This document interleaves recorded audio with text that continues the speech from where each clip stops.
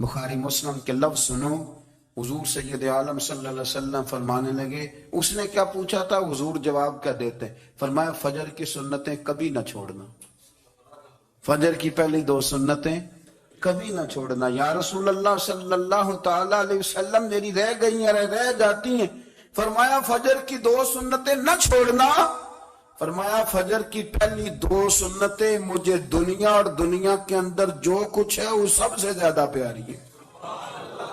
فجر کی 2 سنتیں دنیا اور دنیا میں جو کچھ ہے مجھے وہ سب سے زیادہ پیاری ہیں، اس لیے فجر کی سنتیں نہ چھوڑنا۔ اعلیٰ حضرت بریلوی رحمت اللہ نے 1000 کتاب لکھی ہے، لیکن الوظیفۃ الکریمہ کے نام سے جو وہ صبح و شام بظاہر پڑھتے تھے وہ الگ انہوں نے ان کو بیان کیا، پابندی کے ساتھ اپنی اللہ اللہ کرتے۔ شیخ شہاب الدین سہروردی رحمت اللہ علیہ اس پر ایک بندے نے اعتراض کیا، اس نے کہا جی آپ کس قسم کے صوفی ہیں، مرید بیٹھے ہیں اور آپ وہاں نفل پڑھ رہے ہیں۔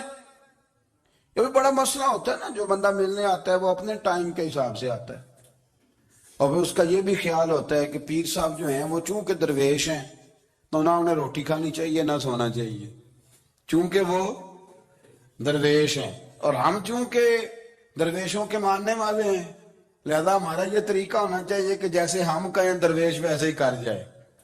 حالانکہ جس کو آپ درویش کہیں گے آپ اس کی مانیں گے، آپ منوائیں گے نہیں، تمہارا مزاج ہوتا ہے۔ شیخ شہاب الدین پر لوگوں نے اعتراض کی، حضور لوگ ملنے آئے ہیں، زیارت کرنے آئے ہیں، یہ بندے دعا کرانے آئے ہیں، اللہ اللہ کرانے آئے، اور آپ نفل پڑھ رہے ہیں، کیا جملہ ہے، کیا حسن ہے، کیا خوبصورتی ہے۔ فرمانے لگے رب رسول سے مانگنے کے لیے مصلی بچھایا ہے، اگر وہاں سے مانگوں گا نہیں تو تمہیں دوں گا کیا، پہلے مجھے کچھ لے تو لینے دو، اگر میرے پلے کچھ ہے ہوگی تو آگے دوں گا نا، تو میں مانگنے گیا تھا کہ یا اللہ دے تیرے بندے لینے آئے دے، تو میں کچھ لوں گا تو آگے دوں گا نا۔ لیکن ہمارا یہ سٹیٹس، یہ مزاج، یہ شعور نہیں ہے۔ گپیں، کہانیاں، داستانیں، گفتگو، خطابت، واز، کیا بات، لیکن اگر کچھ کرنے کا کام ہو تو وہ نہیں ہم سے ہوتا ہے۔ میرے نبی کریم علیہ السلام نے مصلی سے دل لگانے کا درس دیا، حضور نے توجہ دلائی، صحابہ اس ذوق کے حامل لوگ تھے، وہ کوشش کرتے تھے۔ جناب صدیق اکبر رضی اللہ تعالیٰ عنہ کا عبادت کا مزاج ہمیشہ قائم رہا۔ حضرت عمر فاروق ساری رات اللہ کے حضور کھڑے رہے۔ حضرت عثمان غنی رضی اللہ تعالیٰ عنہ عشاء کی نماز پڑھ کے 2 رکعتوں کی نیت باندھتے تھے، 15 سپارے پہلی رکعت میں پڑھ دیتے تھے اور 15 سپارے قرآن مجید کے دوسری رکعت میں پڑھ دیتے تھے۔ آپ نے نا حضرت عمر فاروق کے وصال کے بعد ان کی ایک بیوہ سے نکاح کیا، حضرت عثمان غنی نے نکاح کیا۔ وہ خاتون آپ کے نکاح میں آئیں تو عرض کرنے لگی امیر المومنین میرے لیے اعزاز تو بہت ہے کہ میں امیر المومنین کی بیوہ تھی تو امیر المومنین کی منکوحہ ہو گئی ہوں، لیکن حضور نہ تو میں جوان ہوں کہ میرے اندر رغبت ہوتی اور نہ میں اب اس قابل ہوں کہ کوئی خدمت کر سکوں، میرے ساتھ نکاح کی وجہ کیا بنی؟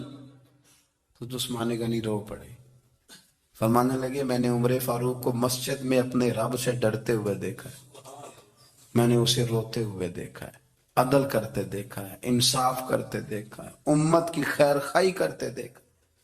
تمہارے ساتھ نکاح اس لیے کیا ہے کہ تم مجھے یہ بتاؤ کہ عمر فاروق گھر کے اندر اپنے رب کو کیسے راضی کرتے تھے، گھر کے اندر کیسے راضی کرتے تھے، وہ طریقے بتلاؤ، تم بتاتی جانا اور میں بھی اسی طرح گھر میں عبادت کروں۔ میرے رسول کریم علیہ السلام نے ارشاد فرمایا، حضور فرمانے لگے جس گھر میں اللہ کا ذکر ہوتا ہے وہ گھر زندوں کا ہے، اور جس گھر میں رب کریم کا ذکر نہیں ہوتا وہ گھر زندوں کا نہیں ہے۔ گھر نا ہم نا کتابوں میں پڑھتے ہیں کہ ایک بزرگ کہتے ہیں، حضرت فضیل بن عیاض کہتے ہیں کہ میں ایک گلی سے گزر رہا تھا تو گھر کے اندر کسی قاری صاحب نے قرآن کی آیت پڑھ دی، وَلِمَنْ خَافَ مَقَامَ رَبِّهِ جَنَّتَانِ، میں تے میرے کانوں سے ٹکرائی تو اللہ نے میری کایا ہی پلٹ دی، میں توبہ کر گیا۔ اب گھر کے اندر سے آواز آئے تو صحیح نہ تلاوت کی، پر اندر سے آواز آتی نہیں، یا ڈیک بجنے کی آواز آتی ہے یا ٹی وی چلنے کی آواز آتی ہے یا دھوم مچانے کی آواز آتی. عبادت کا وہ جو خاص شوق تھا، وہ جو حسن تھا، وہ جو توانائی تھی، وہ جو بات تھی. ایک جگہ پہ ہم بیٹھے تھے تو وہاں ایک صاحب آئے اور انہوں نے آتے ہی کہا کہ مہربانی کریں ذرا مجھے مصلی دے دیں، میرے نہ کچھ نفل رہ گئے. تو میں نے وضو کر لیا تو کوئی مصلی مل جائے. مصلی انہیں دے دیا گیا، وہ مصلی لے کے چلے گئے. تو پیچھے ایک صاحب نے تبصرہ کیا، کہنے کتنا ریاکار بندہ ہے، لوگوں کو دکھا رہا ہے کہ میں نفل پڑھتا ہوں. ہے کوئی بات کرنے والی؟ میں نے اسے کہا، میں نے کہا تو مہربانی کرنا، اس طرح کی ریاکاری تو بھی کر، پکڑ مصلی اور جا تو بھی تھوڑی ریاکاری کر کے آ، اٹھ ذرا شکر کر. کوئی یہ ریاکار بھی ملا ہے، کوئی نفل پڑھ کے ریاکاری کر رہا ہے. اللہ کا میں کہتا ہوں کو پڑھے تو صحیح نہ یار، یہ کوئی دور ہے نفل پڑھنے کا؟ اس میں تو لوگوں کا مزاج ہی نہیں، طبیعت ہی نہیں. میں نے کہا چل مہربانی کر، یہ لے مصلی اور تو بھی جا تھوڑی سی یا کر یا ریاکاری کرو تو صحیح نا. مزاج ہی نہیں، ذوق. جمعے کی نماز پڑھ کے یوں دنیا بھاگتی ہے، او ہو پتہ نہیں کون سی پیچھے آگ تھی جو بجھائی جائے گی. اور آج تک لوگ مسئلہ پوچھ رہے ہیں کہ جمعے کی بعد والی سنتیں کتنی ہوتی ہیں. میں نے کہا کتنے سال ہو گئے جمعہ پڑھتے، کتنے سال ہو گئے، ابھی تک سنتوں کا نہیں پتا، ابھی تک نہیں علم کے پہلے کتنی رکھتے ہیں اور بعد میں کتنی رکھتے ہیں. فجر کی سنتیں کب پڑھنی چاہیے؟ سنو فجر کی سنتوں کے بارے میں. میرے رسول کریم سید عالم صلی اللہ تعالی علیہ وسلم سے ایک صحابی نے پوچھا تھا، حضور میری فجر کی سنتیں رہ گئیں یا رہ جاتی ہیں تو حکم کیا ہے؟ کیا انداز ہے حضور کا، اپنا ذوق، اپنی طبیعت. ہم نے نا ذوق غلط بنا لیا. اگر 20 بندے کہہ بھی دیں گے تو نے بڑی شاندار تلاوت کیا تو کیا اس سے بنے گا؟ 100 بندہ کہہ بھی دے تیری کیا بات ہے، کیا بات ہے نعت خاں کی، کیا بات ہے علامہ صاحب کی، پیر صاحب کی، پیر مہر علی شاہ صاحب رحمت اللہ علیہ. آپ تشریف فرما تھے تو آپ کے ایک ہی بیٹے بابو جی جن کو کہا جاتا ہے، جس دن صاحبزادے پیدا ہوئے تو خادم نہ وہاں سے نکلا. ان لوگوں کے شوق اور طرح کے تھے نا، تو ان کی توجہ بھی اپنے شوق کی طرف رہتی. تو خادم نکلا اندر سے، پیر صاحب مبارک ہو، پیر صاحب مبارک ہو، پیر صاحب مبارک ہو، پیر صاحب مبارک. وہ شور کر رہا ہے تو پیر صاحب کو وجد ہو گیا، اللہ اکبر اللہ اکبر اللہ. وہ کیا ہوا، کس بات کی مبارک دے رہے ہو؟ عرض کی حضور اللہ نے بیٹا دیا. تو آپ فرمانے لگے اچھا حضور آپ کیا ہوا، آپ تو پریشان ہو گئے. فرمانے لگے جب تو نے 3 دفعہ کہا نا مہر علی کو مبارک ہو تو میں سمجھا تھا شاید تجھے کسی نے بتا دیا ہے کہ مہر علی سے اللہ راضی ہو گیا. میں سمجھا تھا کہ شاید تو یہ خبر لے کے آیا ہے کہ کسی نے بتایا ہے کہ مجھے آج خبر ملی ہے کہ مہر علی سے رب اچھا پتر ہوا ہے. الحمدللہ اللہ کا شکر ہے. پر میرے لیے مبارک کا دن وہ ہوگا جب میرا رب کہے گا کہ میں مہر علی سے راضی ہوں. میرے محبوب کہیں گے کہ میں مہر علی سے. آپ بات کو سمجھیں، شوق ہی کسی اور طرف تھا، دل ہی کہیں اور لگا ہوا تھا، طبیعت ہی کہیں اور مائل تھی. کوئی وظیفہ پوچھتے تھے تو پڑھتے تھے وہ لوگ، کچھ اللہ اللہ انہیں بتائی جاتی تھی تو کرنے کا ذوق رکھتے تھے، طبیعت تھی، قائل تھے. حضرت ربیع کہتے ہیں میں بڑی دور سے سفر کر کے گیا حضرت اویس کرنی سے ملنے، بڑی دور سے. اور جب میں پہنچا تو فجر کا وقت تھا تو حضرت اویس کرنی کو میں نے پا لیا. تو وہ نماز پڑھ کے نا قرآن شریف لے کے بیٹھ گئے. فرماتے ہیں اشراق چاشت کا وقت ہوا تو نفلوں کی نیت باندھ لی. محدث ابن الجوزی نے لکھا ہے، فرماتے ہیں پھر جب زوال کا وقت ہوا تو مسجد میں جھاڑو دینے لگ گئے. زور کی نماز پڑھ کے تو عصر کی تیاری تک وہ مسجد میں بیٹھے رہے. اور میرے نبی پاک علیہ السلام نے فرمایا جو نماز کے انتظار میں بیٹھا ہو وہ نماز ہی میں ہے، وہ نماز ہی میں ہے. فرمایا میری دنیا میری امت کی جو رہبانیت ہے نا وہ اتنی ہے کہ نماز کا انتظار کرے. اذان کے بعد نماز کا یہ راہب ہیں، یہ اس وقت چھوڑ کے بیٹھے ہیں سارا کچھ. فرماتے ہیں عصر تک انہوں نے اللہ اللہ کی، پھر مغرب تک کی، عشاء کی نماز ہوئی تو وہ نماز پڑھی تو وہ تھک گئے. اب مجھے وہ فارغ ہو مصلی چھوڑے تو میں ملاقات کروں نا.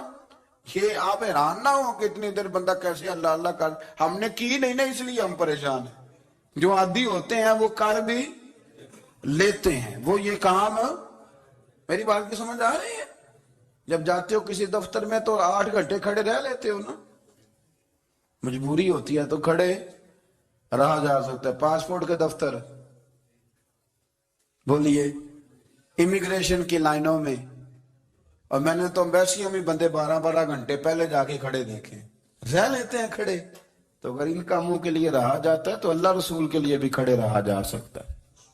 تو فرمانے لگے کہ جب عشاء کی نماز کے بعد آخر انسان تھے، تھک گئے، نیند کا غلبہ ہوا، تو تھوڑی ایسے آنکھ بند ہوئی تو کھلی تو رونے لگے۔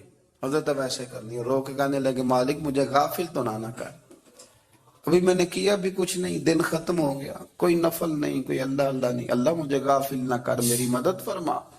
فرماتے ہیں جب وہ روئے تو میرے ساتھ جو شخص تھا، میں نے کہا اٹھو چلیں، کہنے لگے حضور ملنا نہیں، فرمایا جو میں لینے آیا تھا وہ مجھے مل گیا، جو میں ان سے سیکھنے آیا تھا وہ مجھے نصیب ہو گیا، اب اور میں نے کیا لینا، ختم ہو گئی بات، اٹھو چلیں۔ اللہ کے بندوں نے حضرت ربیہ بن کعب اسلمی رضی اللہ تعالیٰ عنہ فرماتے ہیں، کہتے ہیں جب بنو قریظہ اور بنو نذیر یہودیوں کے ساتھ حضور علیہ السلام نے جنگ کا اعلان فرمایا تو وہ دشمن ہو گئے، ہمیں خطرہ تھا کہ وہ رات کو کہیں محبوب کو تکلیف نہ دیں، تو کچھ لوگ نا تلواریں لے کے نبی پاک کے دروازے پہ پہرے داری کرتے تھے۔ گن مین رکھنا حرام نہیں، اگر کسی کو واقعی خطرہ ہو تو اس کے لیے سنت بھی ہے۔ حضرت علی المرتضیٰ تلوار لے کے حضور کے گھر کا پہرا دیتے تھے۔ حضرت ربیہ بن کعب اسلمی رضی اللہ تعالیٰ عنہ فرماتے ہیں کہ رات میری ڈیوٹی تھی کہ میں حضور کے گھر کا پہرا دوں گا، تو فرماتے ہیں میں باہر سن رہا تھا، ساری رات ہی میرے نبی پاک نے اللہ کی تسبیح پڑھی، ساری رات، کبھی تسبیح، کبھی تحلیل، کبھی تحمید، کبھی تکبیر، ساری رات۔ فرماتے ہیں ساری رات حضور پڑھتے رہے اور ساری رات ہی میں سنتا رہا، مجھے اونگ آ گئی، میری آنکھ لگ گئی، حضور ابھی پڑھ رہے تھے، میں تھک کے سو گیا، اور فرماتے ہیں جب میری آنکھ دوبارہ سے کھلی تو میرے کانوں میں پھر کوئی چیز گونجی، تو میں نے کان لگایا تو میرے حبیب ابھی بھی اللہ کو یاد کر رہے۔ ساری رات حضور رب کی عبادت کرتے، اسی لیے تو کہا یا ایھا المزمل قم اللیل الا قلیلا، ابھی ساری رات تو نانا جاگا کر، تھوڑا آرام بھی کر لیا کر۔ میرے بھائی اپنا مصلی، اپنی عبادات، اپنے وظائف، اللہ اللہ جو آپ نے کسی سے سیکھی ہے اس کو کبھی کمزور نہ ہونے دیں۔ شجرہ شریف جو کسی بزرگ سے آپ لے لیتے ہیں تو کیا رسم ہے کوئی؟ اس پہ کچھ لکھا ہوتا ہے، وہ پڑھنے کے لیے دیا جاتا ہے، اس پہ لکھا ہوتا ہے کہ یہ اللہ اللہ آپ نے کرنی ہے۔ ساری زندگی کسی اسکول میں داخل ہو گئے اور وہاں جا کے آپ نصاب ہی نہ پڑھیں، کتاب ہی نہ کھولیں تو پاس ہو جائیں گے؟ وہ کہتے ہیں میں 20 سال جاتا رہا ملا کچھ نہیں، تو آپ نے لیا کیا ہے؟ ایک اتنی سی کتاب تھی، اس کو تو کھول کے آپ دیکھ نہیں سکے، اس کے وظائف تک تو رسائی نہ ہوئی، اس لیے کہ اللہ اللہ کرنا مشکل ہے اور تصویر کھچانا یہ آسان کام ہے۔ تو جو آسان ہے اس طرف ہماری توجہ لگی رہتی ہے اور جو مشکل ہے اس طرف ہم ذوق پیدا نہیں کرتے۔ یا ایھا الناس اعبدوا ربکم الذی خلقکم والذین من قبلکم لعلکم تتقون، اے لوگوں اس رب کی عبادت کرو جس نے تمہیں پیدا کیا اور تم سے پہلوں کو پیدا کیا، اس لیے عبادت کرو کہ تم پرہیزگار ہو جاؤ گے۔